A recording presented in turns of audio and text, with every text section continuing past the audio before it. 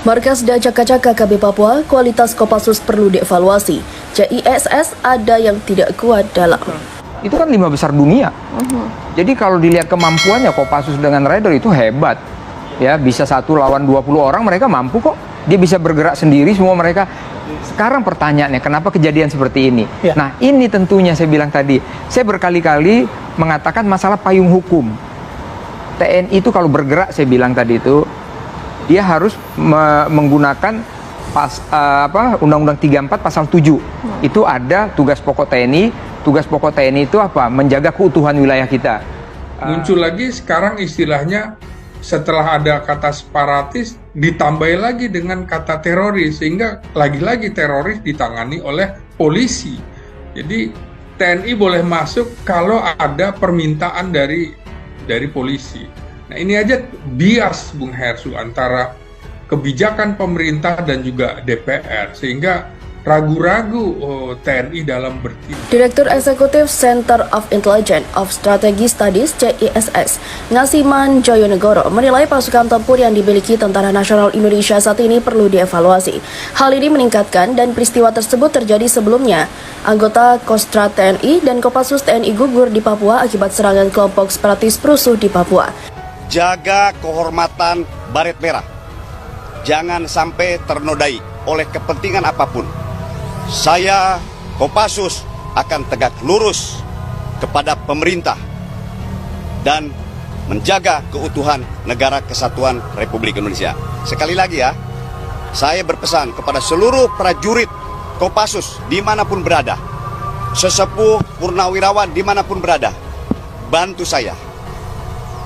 Jaga kehormatan Korps Baret Merah.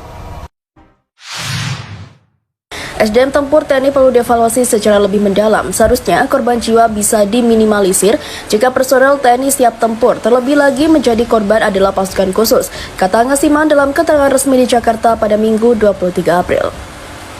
Dengan begitu, Ngasiman menilai ada sistem yang tidak kuat dalam rekrutmen, pengembelengan, dan juga pembinaan personel.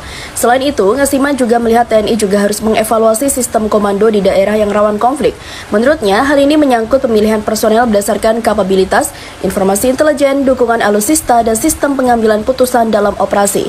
Sistem komando ini mencerminkan keseriusan TNI dalam mempersiapkan dirinya di medan-medan yang memang sudah ketahuan tingkat kesulitannya, terangnya. Untuk itu, Ngasiman meminta agar TNI tetap menjalankan profesionalitas dalam menjalankan tugasnya.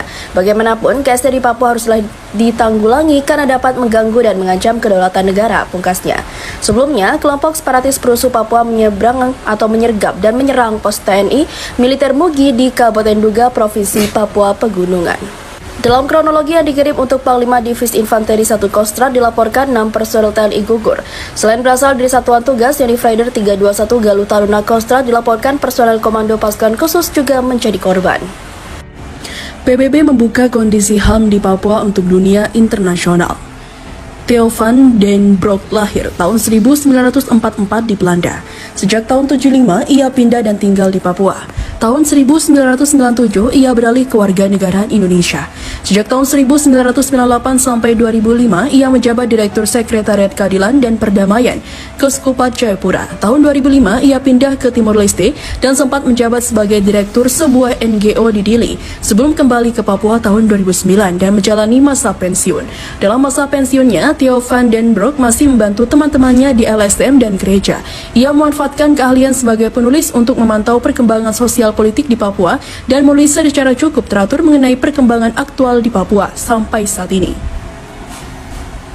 Secara reguler, Cubi TV akan mempublikasikan catatan Theo van den Broek ini. Ia akan mencatat peristiwa-peristiwa penting yang terjadi di tanah Papua maupun yang berkaitan dengan tanah Papua dan memberikan tanggapan pada peristiwa-peristiwa tersebut.